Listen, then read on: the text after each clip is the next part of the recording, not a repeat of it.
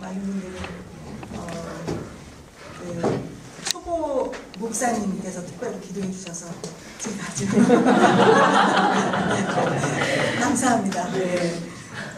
조금 아까보다 좀 덜 떨리는 것 같습니다. 찬양도 감사드립니다. 서당 때 3년이면 풍어를 읽는다는 말이 있습니다.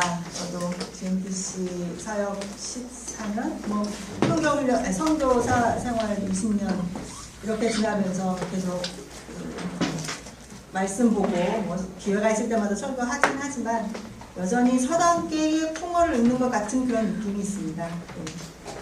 그리고 특별히 저는 성경을 막 이렇게 연구하는 사람이 아니고 성경을 살아내는 사람들을 연구하는 사람이다 보니 사람의 이야기가 저한테는 더 많이 있는 것 같습니다. 오늘의 설교에도 성경 이야기보다 사람 이야기가 좀 많지 않나 이런 생각을 하는데 좀 편안한 마음으로 들어주시면 좋겠습니다. 오늘 고린도후서를 정하게 된 계기는요, 이 책 때문입니다. 데이빗 보시의 길 위의 영성이라는 책을 읽으면서 이 데이빗 보시 이분은 선교신학자이시면서 선교신학자입니다. 그래서 이 길 위의 영성을 쓰면서 선교사로서의 영성이 어떠어떠해 하고 선교사로서의 삶과 사역의 책무에 대해서 책임과 의무에 대해서 아주 쉽게 잘 설명해 놓고 계십니다. 그래서 이 책에서 고린도후서가 선교사들에게 참 도움이 될 것이다 이렇게 말씀하셔서 그래 그럼 고린도후서를 한번 나도 묵상해 봐야겠다. 그래서 지난 한 달간 고린도후서를 묵상했습니다. 때로는 너무너무 말씀이 저한테 무거워서 저는 도저히 못할 것 같은 그런 말씀이어서 괴로워하기도 하고 또 바울 사도의 그 괴로움 속에서 느끼는 기쁨에 대해서 또 묵상할 때는 좀 소망을 가지고 나한테 격려가 좀 되기도 하고 그러면서 지냈는데요. 여러분도 오늘 이 말씀을 들으신 게 계기가 돼서 고린도후서도 꼭 한번 묵상해 보시면 좋겠습니다. 이 고린도후서의 배경은 이렇습니다. 이 바울이 고린도 교회에서 사역을 하고 그다음에 이제 떠나간 후에 많은 고난을 겪습니다. 옥에 갇히기도 하고 매도 맞고 그런 고난을 겪는데 이런 고난의 소식을 들은 고린도 교회와 고린도 교회 근처의 사람들이 바울이 사도가 아닌가 봐. 왜냐하면 이렇게 고난을 당하는 걸 보니까 사도일 리가 없어. 그런 이제 얘기를 하기 시작합니다. 그래서 이 고린도 교회 안에는 바울 사도가 사도인가 아닌가에 대한 논쟁이 붙고 바울 사도에 대적하는 사람들이 생기게 되죠. 그래서 이 소식을 들은 바울 사도는 너무 가슴이 아파서 원래는 고린도 교회를 한 번 더 방문을 할 계획이었습니다. 마게도니아에서 유대로 가기 전에 한 번 더 들려서 가려고 했었는데 그 계획을 취소하고 그냥 편지를 하나 보냅니다. 이 편지는 고린도후서는 아니에요. 눈물 어린 편지라고 고린도후서에서 쓰고 있는 편지를 하나 보내면서 그 계획 대신 편지를 보내는데 이 편지를 또 받은 사람들이 그 계획을 취소하고 편지를 보내다니 이 사람이 하나님의 그 계획대로 살아가는 사람이냐 이러면서 또 비난하는 사람들이 또 생깁니다. 원래 하나님의 음성을 잘 들어야 했어야 하지 않겠어? 이런 얘기도 했겠죠. 그런 와중에도 바울은 참 마음이 아팠지만 기다렸습니다.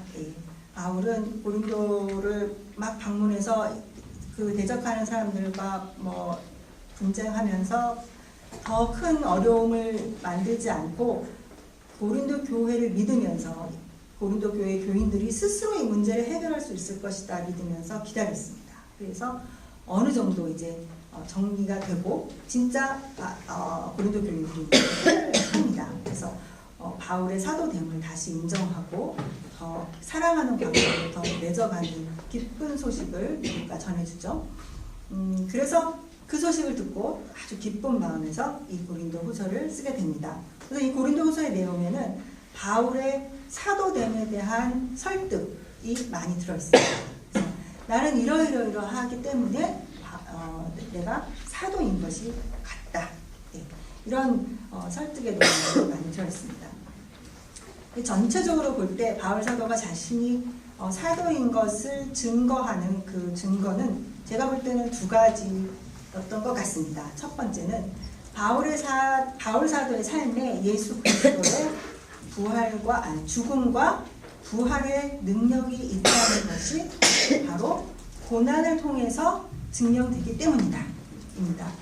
다른 사람들은 이 고난이야말로 바울이 사도가 아닌 증거다라고 막 얘기하고 있을 때 바울 사도는 내가 이 고난을 당하는 것이야말로 내 안에, 내 몸과 마음과 우리 영혼 안에 예수 그리스도의 죽음과 또 부활을 그대로 재현하는, 뭐 그렇다고 이거 뭔가 마술적인 그런 재현이 아니라 그런 것을 보여주는 그러한 고난이다라고 얘기합니다. 그래서 그 고난이 내가 사도인 증거이다 라고 얘기를 하고, 또 하나는 내가 사도인 증거는 바로 고린도 교회 교인이들이다, 그렇게 얘기합니다.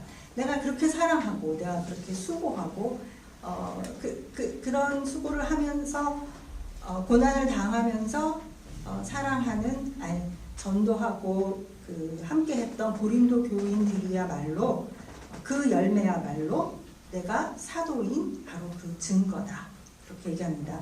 그 고린도 교인들의 그 삶이 바로 하나님의 편지, 하나님의 편지라고 얘기하면서 그 고린도 교인들의 삶을 통해서 하나님이 증거되고 있는 것이 바로 내가 사도된 증거라고 말합니다. 이 두 가지 바울 사도가 사도인 그 증거들이 바로 우리가 선교사된 증거이기도 합니다. 그리고 그것이 우리가 선교사된 증거가 되어야 할 것입니다.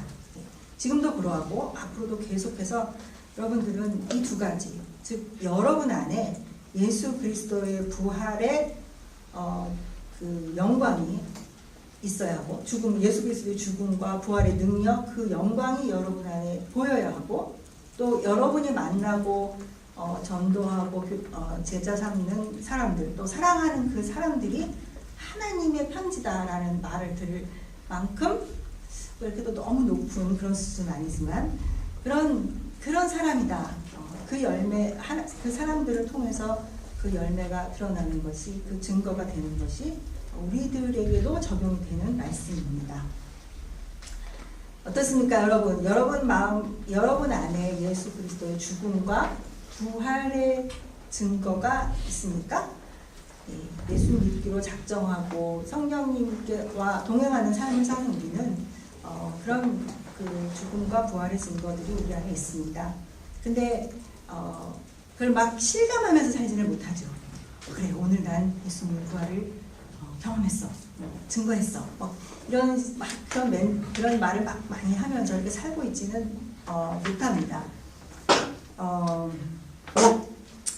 그 부활의 예수 그리스도의 죽음과 부활이 무엇을 의미하는가, 이런 것을 생각해 보면서 저는 예수님의 그 죽음은 우리의 타락한 자기의 죽음이고, 예수님의 부활을 의미하는 것은 하나님께서 우리를 창조 때부터 만드신 그 본래적인 자기, 그 아름다운 자기가 꽃피어나는 것. 저는 종종 이렇게 설명을 하곤 합니다.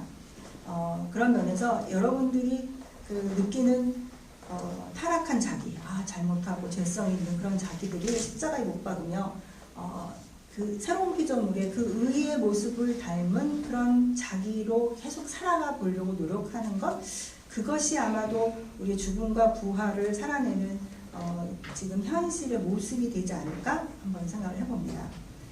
그런 건 단순히 너는 할 수 있어 라는 말을 뛰어넘는 더 큰 의미가 있습니다. 넌 할 수 있어 라는 것보다 한 수백 배 더 큰 의미, 더 강력한 의미가 되지 않을까 생각을 해보고, 그런 부활의 영광, 그 능력의 기쁨을 누리는 것을 한번 생각해 볼 때, 아마도 야구의 코리안 시리즈에서 우승했을 때의 그 기쁨, 그 폭발하는 그 기쁨의 한 수백 배쯤 되지 않을까? 저는 생각합니다. 저는 가끔 그 스포츠에서 그 기쁨, 승리하는 걸 보면, 이런 폭발하는 기쁨이 예수님과 동행하는 그런 기쁨이어야 하고, 그렇죠? 또 부활의 그 그 부활의 기쁨이야 하고, 그런데 참 이런 기쁨을 내가 오늘 하루 좀 살지 못했구나 하는 그런 회개를 해보곤 합니다.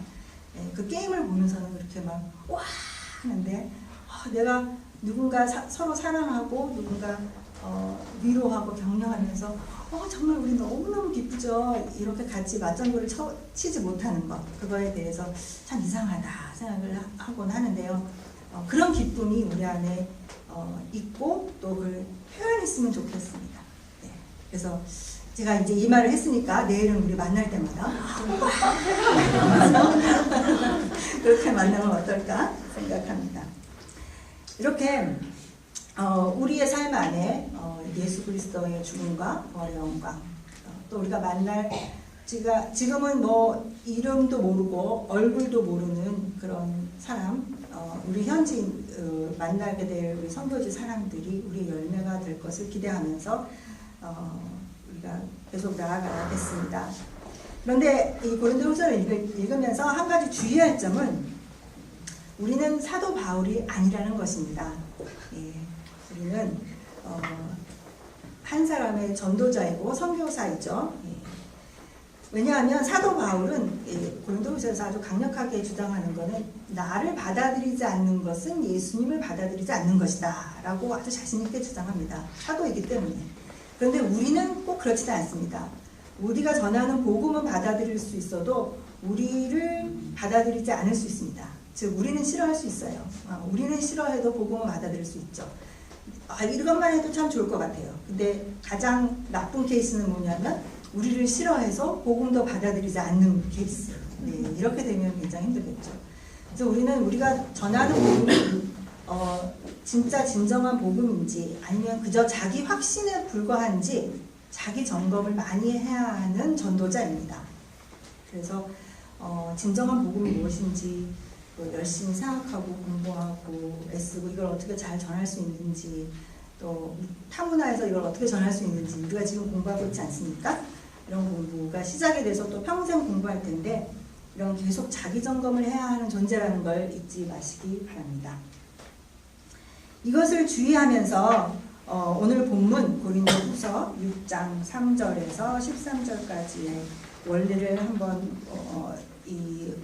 여기서 말하는 어떤 바울이 타문화권에서 사역을 하잖아요. 그래서 그런 타문화권 사역의 원리를 한번 찾아보려고 합니다. 그래서 오늘 본문의 주제는 많이 견디는 것입니다. 많이 견디는 것이 타문화권 전도자의 삶의 원리다.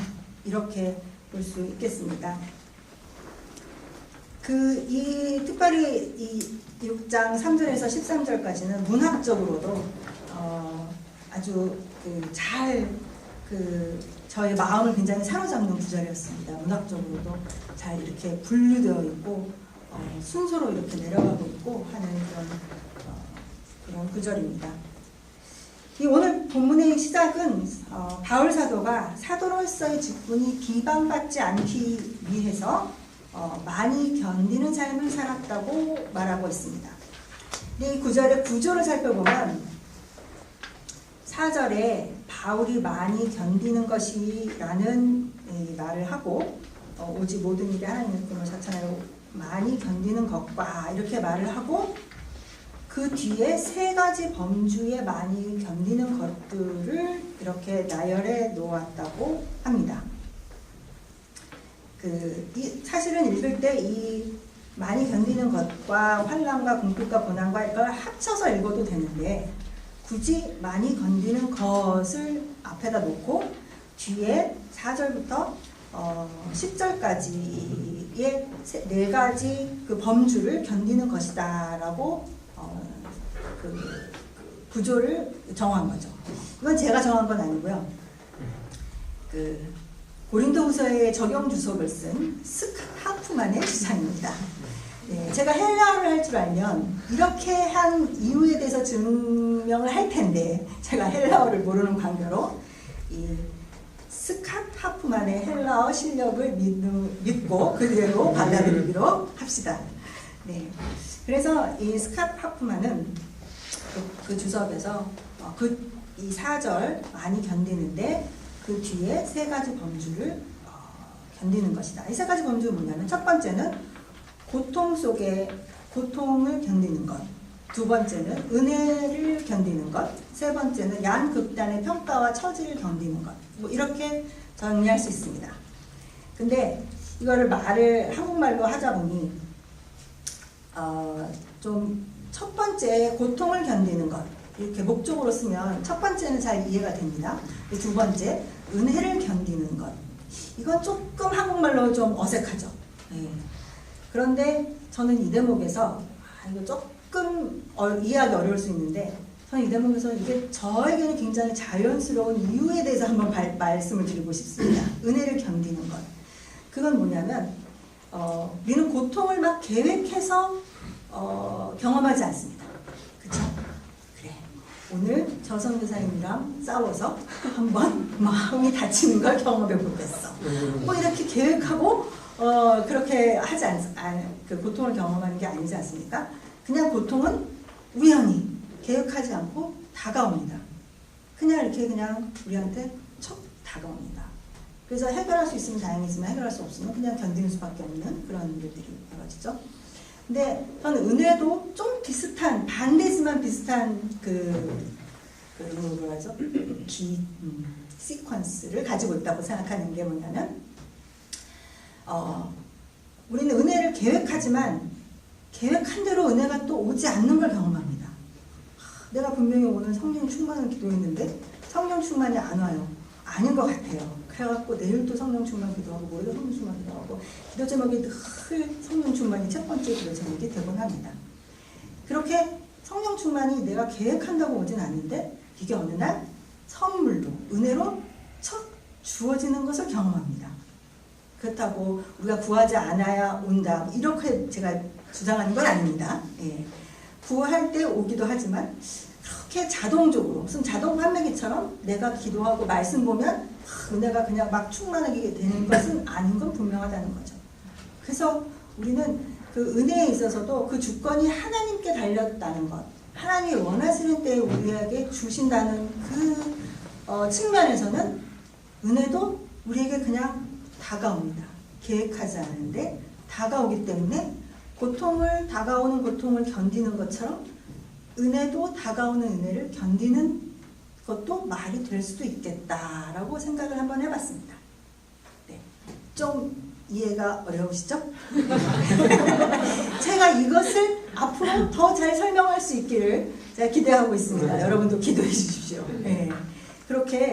그런 측면에서도 이 목적으로 둬서 은혜를 견딘다, 이렇게 또 말은 되는데, 그러나 이해하기 어려운 관계로 저는 목적으로 꽉치라고 두지 않고 그냥 어떻게 하면 견딜 수 있을까로 할까 합니다. 예, 그래서 어떻게 하면 우리는 많이 견딜까요? 예수 그리스도의 죽음과 부활의 능력으로 우리가 이것을 어떻게 많이 견딜까, 이렇게 대지를 정해 보도록 하겠습니다. 첫 번째는 우리는 고통스러운 것 가운데서 견뎌야 합니다. 고통스러운 것은 우리 앞에 많이 있습니다. 이제 선교사 생활을 시작하신 여러분에게 좀 죄송하지만 우리가 가는 길은 장밋빛 탄탄대로가 아닙니다. 네. 흔히 예수님 잘 믿는 사람들끼리 모이는 곳인데 천국 같지 않겠어? 이렇게 생각한다든지, 내가 하나님의 그의 의와 그의 뭐를 구하는데 나머지는 다 해결해 주시지 않겠어? 이렇게 생각해서, 제가 아는 선교사님은 전도하러 나가면서 자녀를 그 집안에 혼자 놔두고 문을 잠그고 나가는, 이 자녀는 지켜주실 거야, 뭐 이런 생각을 아주 옛날에 정말 우리 열정과 야성을 가득했던 선교사 시절 얘기입니다. 아주 옛날 얘기긴 하지만요. 뭐 그것도 나름의 어떤 큰 그 은혜가 있긴 있습니다만, 하여튼 그런 생각으로 갈 수 있지만, 사실은 그런 장밋빛 그런 경험들, 아주 선교사님들과 또 현지인 교인들과 천국과 같은 경험들이 있긴 있습니다. 종종 있습니다. 그러나 항상 있지는 않습니다. 또 내 생활에 대한 모든 걸 책임져 주실 것 같은 그런 또 간증들은 종종 있습니다. 그러나 항상 있지는 않습니다. 역시 사도 바울 역시 이 고통, 환난, 궁핍, 동경, 매맞음과 오래 다침과 난동과 수고와 잠을 자지 못함과 굶주림을 경험했고 우리도 종종 경험하게 됩니다. 이 어려움 중에는 기독교가 핍박을 받기 때문에 고통 중에 있는 것이 있습니다. 그래서 우리 감옥에 가기도 하고요. 선교사님들 중에도 종종 감옥에 가죠. 요즘 선교사님들이 매를 맞았다라는 건 좀 그런 소식은 좀 듣기 어렵지만 감옥에 가는 소식은 종종 있습니다. 그리고 또 추방당하기 전에 감옥에 가서 취조를 당하는 그런 경우도 있죠. 예. 또 기사를 주지 않아서 너무 스트레스를 받아갖고 잠을 못 주는 그런 경우도 있습니다. 또 현지의 어떤 자연재해 때문에 고통을 당하는 경우도 있습니다. 지진, 태풍. 이 지진, 태풍 얘기에서 이 대목에서 또 제가 이야기를 하나 할 것은 선교지에서 있었던 일인데 저는 뭐 90년대 후반에 갔기 때문에 방글라데시에 90년대 초반에 큰 태풍이 있었습니다. 그래서 이런 태풍이 나가지고 막 일본의 쓰나미처럼 싹 다 이제 쓸려갔죠. 그리고 이제 그 이후에 먹을 물과 그렇죠. 먹을 음식과 마실 물이 없어지는 이제 그다음 그런 사태가 이제 벌어졌는데 이때 한국 선교사님 가정이 뭐 한두 가정 있었고 미국 선교사님들이 이제 많이 있었는데 미국 그 본부 측에서는 모두 다 미국으로 들어오너라 이제 했습니다. 근데 한국 선교사님들은 그 뭐 90년대 초반만 해도 그런 한국의 본부가 뭐 위기 대처 능력이라든지 이게 아무것도 없죠. 걱정만 하고 있을 따름인데. 그래서 그냥 조처를 못 해갖고 그냥 한국 그분은 그냥 거기 계셨어요.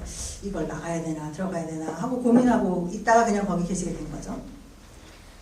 그리고 이제 한국 선교사님들이 그 재난 지역에서 이제 돕다가 이제 사역의 길이 열리고 그 마을에 뭐 교회도 할 수 있고 학교도 할 수 있고 그래서 사역이 점점 커지는 계기가 됐습니다.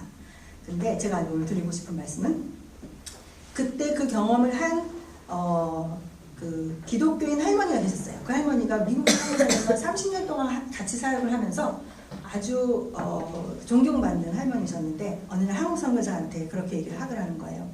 나는 미국 선교사와 30년을 같이 일했지만 참 믿지를 못하겠어. 왜냐하면 그때 우리를 두고 떠났기 때문이야. 근데 한국 선교사들은 좀 다른 것 같아. 자기들은 그때 우리와 함께 같이 먹지 못하고 같이 마시지 못하고 우리를 도와주지 않았나. 그래서 난 좀 한국 사람들을 더 좋아하게 된 것 같아. 실제로 그분의 3층짜리 건물에 한국 선교사들의 게스트하우스, 저희가 일했던 그 단체 게스트하우스, 그다음에 독신 선교사님들의 숙소를 아주 오랫동안 싼값에 빌려주시면서 그렇게 도와주셨었습니다. 이게 참 그게 고민거리입니다. 함께 고난을 겪는 것이 사랑이긴 한데 그런 사랑의 수고를 해야긴 하는데 순교도 너무 쉽게 생각할 수는 없다는 거. 야 여기서 먹지 못하고 마시지 못하고 그냥 이렇게 죽자 이렇게 앉아있기도 굉장히 고민되는 그런 일입니다. 선교사역은 이런 늘 고민의 연속입니다. 이렇게 할까? 저렇게 할까? 이렇게 해도 되나? 저렇게 해도 되나? 그래서 고민하고 기도하고 또 결정하고 책임지고 또 고민하고 결정하고 기도하고 책임지고 기도하고 그런 과정 자체가 나중에 굉장히 고통스럽다고 느껴지게 될 것입니다. 지금도 여러분도 모든 일을 이런 식으로 이렇게 고통 중에서 결정하고 견디어 가고 계시겠지만 이런 고민을 우리는 해야 합니다. 이런 고통 속에서 막 빠져나와서 내가 이걸 해결하겠어 그러고 빠져나올 게 아니고 그 고통 안에 있으면서 이것을 견디는 것이 우리의 선교 사역거리입니다. 또 하나의 이제 고민거리를 제가 더 한 두 개쯤 얹어드리면 또 하나의 고민거리는 우리의 생활 수준을 정하는 일입니다. 저희가 같이 사역했던 그 분 중에 한 선교사님은 물이 안 나오는 지역에 그리고 비가 조금 오면 길이 잠기는 지역에 살고 계십니다. 그러면 그 지역은 현지의 학교 선생님들이 사는 지역 정도? 그 정도 수입의 정도입니다. 근데 그 선교사님은 방 하나를 현지 목사님의 게스트하우스처럼 이렇게 해놓고 늘 지방에서 왔다 갔다 하시는 분들이 묵을 수 있게 해놓았습니다. 근데 가보면 물도 안 나오고 뭐 좀 어두컴컴하고 그래서 어떻게 사시나 하는 걱정이 저는 그런 거였는데 사실 현지 목사님들은 이 선교사님을 굉장히 좋아했습니다. 언제 찾아가도 반갑게 맞아주고 심지어 잘 수도 있습니다. 예, 그리고 교제하고 그리고 그렇게 현지 목사님들이 자기를 좋아한다는 사실을 이 선교사님들도 참 자랑스럽게 생각하셨습니다. 막 떠벌리면서 자랑하는 게 아니고 진짜 진정으로 자랑스럽게 생각하셨습니다.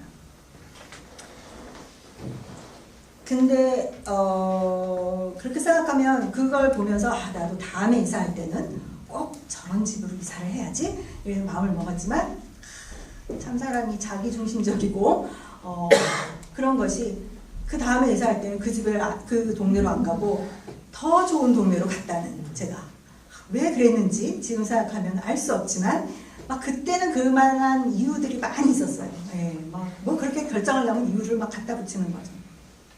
저는 현지 선교사님들을 초대하기가 부끄러운, 이렇게 하면 너무 죄송하다 싶은 집에 살고 있었다는 것입니다.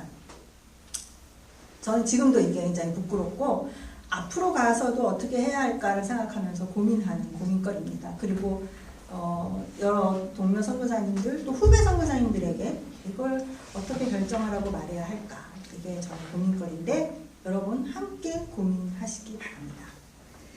그리고 쓸데없는 고민도 하나 있긴 있습니다. 이건 제가 쓸데없는 고민이라고 하는 거 보면 도착하자마자 선배 선교사님들이 제일 먼저 해주신 얘기가 뭐냐면 속지 마라.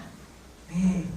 그 우리 지난번에 언어 습득에서도 배웠지만 들었지만 뭐 영어로 말할 때 그 가격과 아랍어로 말할 때 가격과 현지어로 말할 때 가격이 있다고 하죠. 그러니 우리는 모두 현지어로 말할 때 가격을 하고 살아야만 한다. 이것이 무슨 사명처럼 이렇게 생각을 처음엔 많이 했던 것 같습니다. 그래서 근데 그렇게 살아보니까 얼굴이 굳어지는 거예요. 저 사람이 날 지금 속이는 건가? 이 가격이 맞는 건가? 사람들한테 물어볼 수도 없고 말도 안 되고 그러니 얼마나 불안한 사람과 긴장된 삶을 살겠어요. 게다가 제가 이렇게 살다가는 이거는 아닌 것 같다 싶어서 그냥 달라는 대로 주는 삶. 난 모르겠다. 약간 저는 좀 귀찮은 그런 게 있어서도 그렇고 그래서 달라는 대로 주는. 그런데 언어학교와 우리 집과는 7딱 하면 외국인이 갑니다. 현지는 5딱 해도 가고요. 근데 항상 그 릭샤올라는 저에게 항상 10다카를 요구합니다. 그럼 저는 그냥 10다카 잔돈 필요 없이 그냥 10다카 딱 주고 내리는데 우리 남편이 그거에 분노하는 겁니다. 당신 그거 왜 그렇게 하느냐. 당신 때문에 외국인에게 요구하는 릭샤비가 오른다. 뭐 이러면서 사람들이 다 그렇게 얘기하니까요. 그러면서 심지어 제가 어느 학교 갔다가 돌아오면 집 앞에서 기다립니다. 얼마를 주고 내리나 이걸 보는 거예요. 그런데 가난한 현지인들에게 그냥 11조 안에서는 쓴다 생각하시고 이런 건 고민하지 마시고 썼으면 좋겠습니다. 이런 건 고난이 아닙니다. 그리고 고난 중에는 우리 스스로 만드는 고난도 있습니다. 우리의 죄성과 연약함 때문에 스스로 만드는 고난. 여러분이 이건 너무나도 잘 알고 계시는데 자신을 잘 알고 있어야겠죠. 그래서 적어도 이건 내 탓입니다 라고 말할 수 있기만 하면 우리는 성숙한 사람이고 선교지에서 훌륭하게 일을 해내실 수 있다고 생각합니다. 그런 면에서 아주 담대하고 솔직하게 여러분의 약점과 또 죄성, 연약함에 대해서 도움을 필요하면 도움을 요청하십시오. 그러면 성령께서 치유의 역사를 이루실 것을 믿습니다. 두 번째로 우리는 은혜 안에서 견뎌야 합니다. 은혜를 통해서 견뎌야 합니다. 6절에서 7절 전반절까지 말씀입니다. 깨끗함과 지식과 인내와 자비와 성령의 감화와 거짓 없는 사랑과 진리의 말씀과 하나님의 능력으로 견딥니다. 우리가 이거 하나씩 다 적어갖고 집안 곳곳에 붙여놓고 볼 때마다 묵상하고 그래 이렇게 살아야 돼, 그래 이렇게 살아야 돼 해야 할 목록들입니다. 그런데 저는 이 첫 텀 기간 동안 이런 은혜를 다 까먹으면서 지냈던 것 같습니다. 그러다가 제가 안식년 때 선교사 재훈련 여기 와가지고 젠트시 다시 와서 정말 내가 막 말할 수 있는 그런 시간이 되면 항상 선교사 무용론을 논해야겠습니다. 선교사 필요 없다. 그렇게 돈을 많이 들여가지고 갔는데 그 거두는 열매는 너무 적다. 제가 볼 때 그랬던 거예요. 왜냐하면 다른 선교사님들에게서 은혜를 보지 못하고 있었던 거죠. 다른 사람들은 선교사님들은 은혜가 없는 사람들이고 뭐 인내, 친절, 사랑 뭐 이런 거 없는 사람들이 그런 거 설교만 한다. 막 이런 굉장히 비판적인 사람이 되어 있었던 거죠. 그러면서 또 저는 굉장히 또 자기중심적이라서 그런 데서 고생하고 와서 나는 이렇게 못해도 괜찮아 하는 거기서 시달림을 받았기 때문에 이렇게 은혜가 없어도 괜찮아 하는 자기중심적이 되고 다른 사람한테는 비판적이 되고 자기한테 굉장히 허용적이 되는 그런 은혜가 없음을 경험을 하게 됩니다. 그건 왜 그러냐면 저희 목표가 너무 높았기 때문입니다. 제가 선교사로 가면 아주 훌륭한 일이 벌어질 것 같고 우리 모두가 그러한 사람들끼리 모여있으니 큰 일이 벌어질 것을 굳게 믿었던 것 같습니다. 근데 너무 큰 기대를 갖고 있었고 불가능한 일을 하려고 했던 측면이 있습니다. 이렇게 해서 막 안 되니까 막 화도 나고 언어가 내 생각에는 1년이면 돼야 되는데 2년이 가고 막 3년이 가도 막 깊은 얘기는 잘 못하겠고 막 하는 그런 조바심이 다 이렇게 사소한데 할 수 이렇게 부정적이고 손쉬운 대로 이제 폭발을 하는 거죠.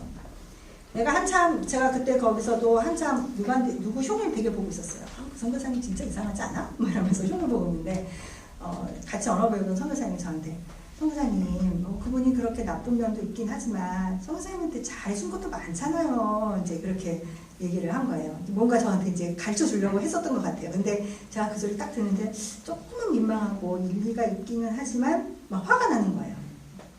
그래서 그럼 잘해준 것도 있긴 있지. 그런데 못해준 게 더 많아서 다 까먹었어. 그러면서 내가 이렇게 흉보는 게 너무 당연하다. 뭐 이렇게 얘기를 했었죠. 한번 화가 나면 그때 저를 생각하면 화가 나면 은혜가 하나도 안 보입니다. 그리고 내 안에 있는 은혜도 다 날리는 거예요. 다 날리는 그런 일을 했었습니다. 그때 저를 생각하면서 아주 깊이 회개하고 이제 안식년 기간 동안에 회개하고 내가 이랬구나 하면서 많이 반성하고 또 새로운 태도로 이제 제 2기 사역을 나가게 된 것은 순전히 GNTC 덕분이었다. 네, 그런 기회를 많이 주었습니다. 그런데 그 이후에 제가 참 은혜 기준이 높았다는 생각하고 기준을 낮추면서부터 어떤 태도가 나오냐면 은혜를 잘 사모하지 않는 태도로 또 나가는 겁니다. 한쪽 극단에 있던 사람이 이게 아니다 싶으면 또 한쪽 극단으로 갑니다. 이제 은혜를 잘 구하지 않는 거죠. 그러면서 그냥 전 이대로 그냥 좋습니다. 그냥 이대로 제가 할 수 있는 만큼만 사역하고 할 수 있는 만큼의 은혜를 발휘하고 그냥 주신 은혜만큼만 발휘하고 또 다른 사람들에게를 봐도 그냥 저 사람은 저만큼의 은혜가 있는 사람이구나. 그냥 있는 그대로 수용을 합니다. 그래서 서로 피차 그냥 겸손하게 사역할 수 있고 크게 갈등은 없는 그런 사역을 해오고 있습니다. 이 사역 이렇게 하는 사역도 그리 나쁘진 않습니다. 일단 갈등이 없고 평화와 이런 것들이 있기 때문에 나쁘진 않습니다. 근데 저는 최근에 이게 여기서 이렇게만 있으면 안 되겠구나 하는 큰 깨달음을 하나 얻었습니다. 저의 이런 태도는 겸손하기도 하지만 사실은 몹시 개인주의적인 태도입니다. 아주 포스트 모더니즘적인 거죠. 난 이만큼 할 줄 알고 그러니까 이렇게 살고 당신은 그만큼 그냥 살고 인정해 주는 것 같지만 여기에 맹점이 뭐냐면 함께 하지 않는 것입니다. 그냥 자기 방어적으로 내가 할 수 있는 만큼 그냥 딱 하고 살고 당신은 할 수 있는 만큼 하고 사세요. 이 것은 함께 하는 것은 아니었습니다. 아주 개인주의적인 것이었죠. 그런데 어떤 독서나 말씀이나 최근에 이게 이렇게 사는 게 아니다라는 음성이 들리는 것 같습니다. 제 마음을 치면서 함께 해야 한다. 어깨 동무하고 함께 가는 것이 은혜고 사역이다 라는 말씀을 하십니다. 그건 아마 이런 거 아닐까 싶습니다. 서로 주장하지 않고 그냥 인정하는 게 아니고 서로 주장하는 겁니다. 서로 주장하고 설득하고 뭐 서로 찌르기도 하겠죠. 뭐 서로 아파하고 그렇지만 서로 보듬고 서로 용서하고 또 용서를 구하고 이런 아주 긴밀하게 왔다 갔다 하는 그런 관계들이 있는 것이 함께하는 삶이 아닐까, 함께하는 은혜, 함께하는 영성이 아닐까. 지금까지는 거기까지 생각하고 있습니다. 이건 그 이전에 제가 막 사람들과 함께하면서 서로 흉보고 욕하고 막 비난하고 그렇게 살던 사람은 아닙니다.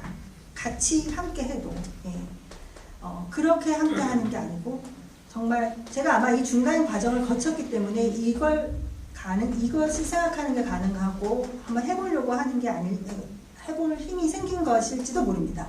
이 중간 과정. 각자를 인정하고 나서 이 상태로 우리가 만나서 주장하고 설득하고 용서하고 뭐 찌르고 화내고 이런 막 역동이 있는 막 뭔가 움직이는 듯한 이런 삶을 살아야겠구나 하는 생각을 합니다. 아마도 은혜가 이런 것이 아닐까 싶습니다. 은혜는 아주 건조한 것이 아니고 은혜를 받은 사람들 안에는 이런 역동이 있습니다. 근데 이게 좋은지는 알겠지만 하고 싶진 않은 거예요. 그거 여러분 이해하시죠? 좋은지는 아는데 하고 싶지는 않은. 그래서 이걸 어떻게 하지 하고 있는데 어느 철학자가 쓴 말이 딱 눈에 들어왔습니다. 연극적 실천이 필요하다. 누군가 변화를 하기 위해서는 연극적 실천이 필요하다. 우리는 막 하고 싶어서 하는 게 변화라고 생각하지만 연극을 하는 중간 과정이 필요합니다. 이건 딱 하고 싶진 않은데 그냥 연극처럼 한번 해보아야겠다. 이런 중간 과정을 자꾸 거치면서 그게 내 몸에 익숙해지고 그게 이런 거였구나 라는 감정적 통찰을 이루고 그래서 변화가 되는 것입니다. 뭐 다른 말로 뭐 훈련하고 연습한다 이렇게도 할 수 있지만 훈련하고 연습하다 보다는 연극한다 이게 훨씬 재밌지 않습니까? 여러분 그 은혜를 더 큰 제가 이제 더 사람들과 함께 해야겠다라는 생각을 갖게 된 것이 참 큰 은혜인데 이 은혜를 연극적 실천을 통해서 계속 변화시키고 성장시키고 또 이룰 수 있기를 저를 위해서 기도해 주시고 또 이것이 무엇인지 감이 오시는 분들과 함께 기도하기를 원합니다. 여러분이 구하는 은혜는 여러분 혼자의 개인적인 것이 아닙니다.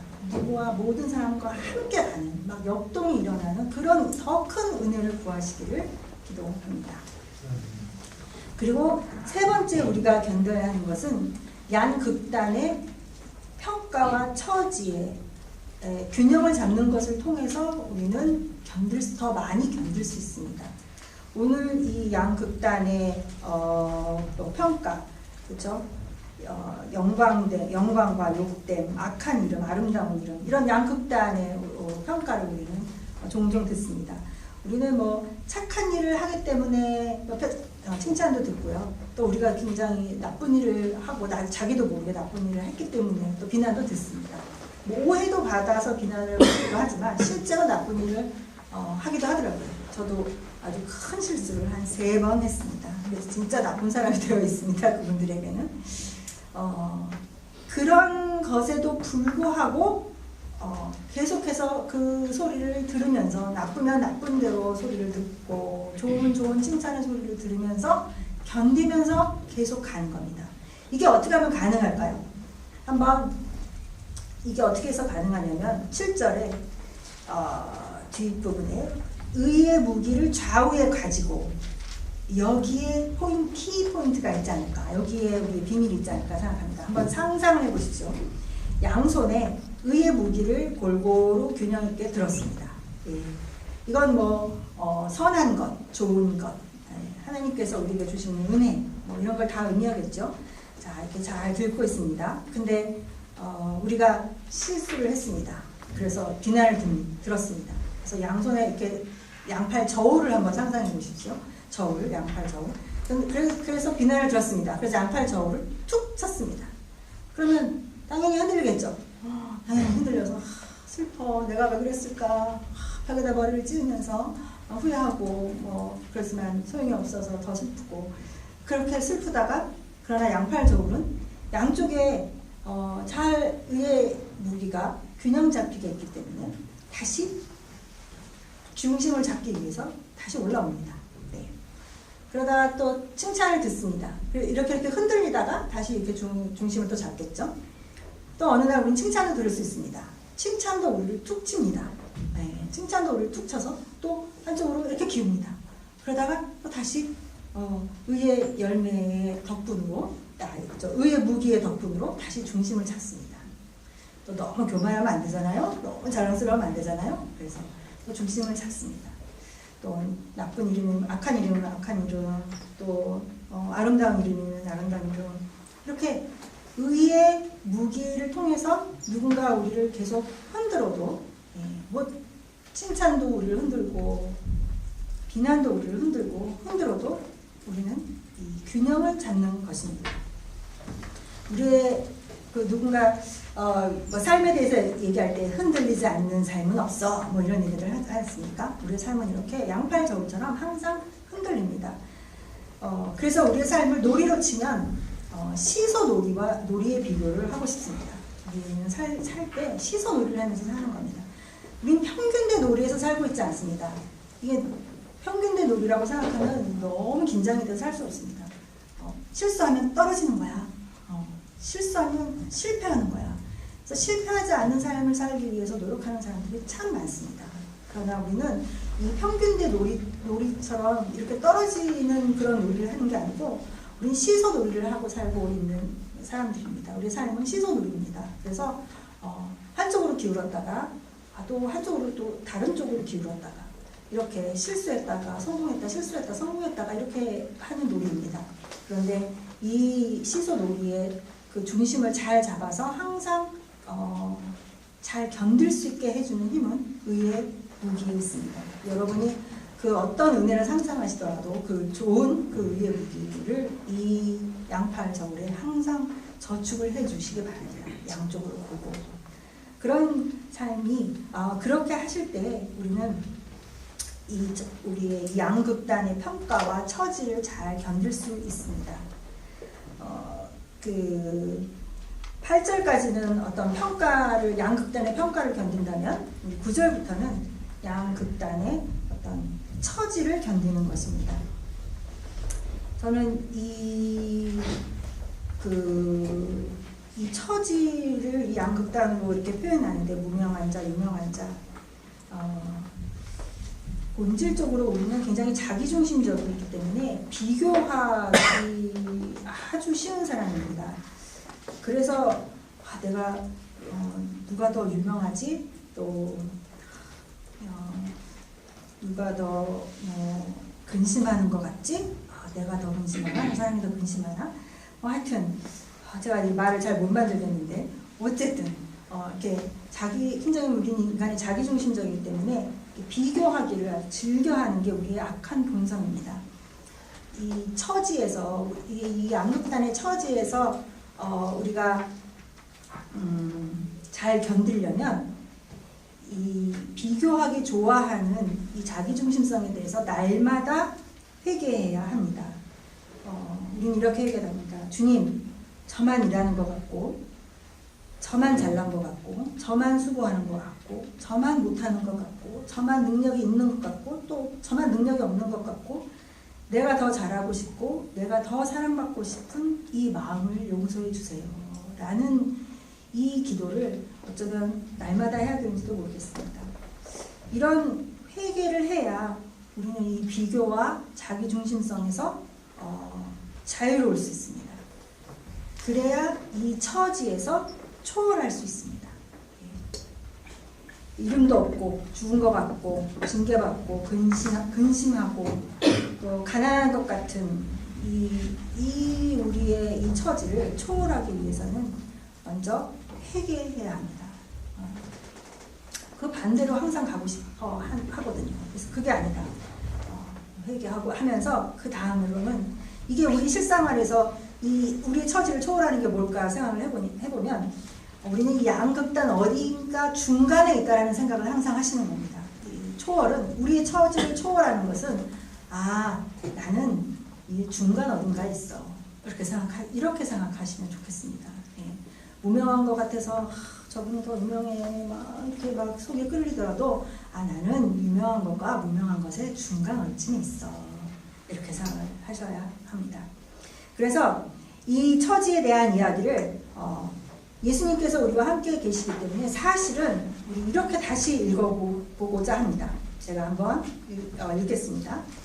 제가 읽는 이거는 사실입니다. 사실을 믿으십시오. 네? 여러분의 상상만으로 나는 근심하고 무명하고 이렇게 생각하지 마시고, 또는 그 반대로 난 진짜 잘났어 막 이렇게 상상만으로 생각하지 마시고 사실을 보십시오. 자, 앞지 선교사님은 더 유명하고 나는 이름 없는 사람 같으나 주님에게 나는 유명하고, 그렇죠? 또 여고 동창들을 보니 세상에서 나는 죽은 사람 같아서 진짜 괴롭지만 주님 안에서 살아있고, 그렇죠? 징벌을 받은 사람 같이 뭔가 사건 사고가 나한테 맨날 있지만 사실은 살아가는 것 자체가 희망입니다. 왜냐하면 살아있으면 뭐라도 되기 때문입니다. 여러분 선교사로 지내면 뭐라도 됩니다. 또 근심하는 자 같지만 이런저런 시도를 하게 하시는 근심 자체가 의미 있으니 기쁨입니다. 이런 의미 있는 근심이 계속될 것이니 앞으로도 항상 기뻐할 수 있어 감사합니다. 여러분의 가진 것을 나누어 주니 다른 사람들이 부욕해 됩니다. 또 여러분이 나눌 것이 없어도 여러분의 그 가난함 자체가 다른 사람들이 볼 때 나는 부자구나 하고 느끼게 하기 때문에 여러분은 다른 사람을 부자로 만드는 사람들입니다. 또 여러분은 아무것도 가진 것이 없는 사람들이지만 그쵸, 그렇게 느껴지지만 사실 찾아보면 아무것도 없진 않거든요. 그렇지만 행여 그렇게 느끼더라도 여러분들과 함께 좁은 문을 향해 가는 사랑을 가졌으므로 사실은 모든 것을 가진 사람입니다. 우리 옆에 분들 보시면 다 우리의 재산입니다. 우리의 함께 가는 사람들입니다. 이렇게 고통 가운데서 당당히 서고, 이제 말씀을 맺겠습니다. 이렇게 고통 가운데서도 당당히 서고 은혜 안에서 부활의 능력으로 살아가고, 또 사람들 사이에서 어떤 처지에서도 중간 어딘가에 나는 있다라는 마음으로 많이 견디는 선교사가 되십시오. 이 삶은 예수님의 부활의 능력과 예수님이 함께 하심으로 가능합니다. 그리고 또 다행스러운 것은 우리가 완벽하지 않지만 꾸준히 이 방향으로 갈 수 있는 힘이 있다는 것입니다. 또 더 다행스러운 것은 함께 가는 사람들이 있다는 것입니다. 그런 우리의 삶을 볼 때 현지인들은 우리의 삶에서 예수님을 보게 될 것입니다. 그리고 우리가 만나는 사람들에게 13절의 말씀처럼 바울처럼 당당하게 마음을 넓혀서 예수님을 믿으세요 라고 정말 당당하게 말합시다. 그래서 그들도 우리와 같이 많이 견디는 그 길을 택해서 우리와 함께 가게 되기를 바랍니다. 기도하시겠습니다.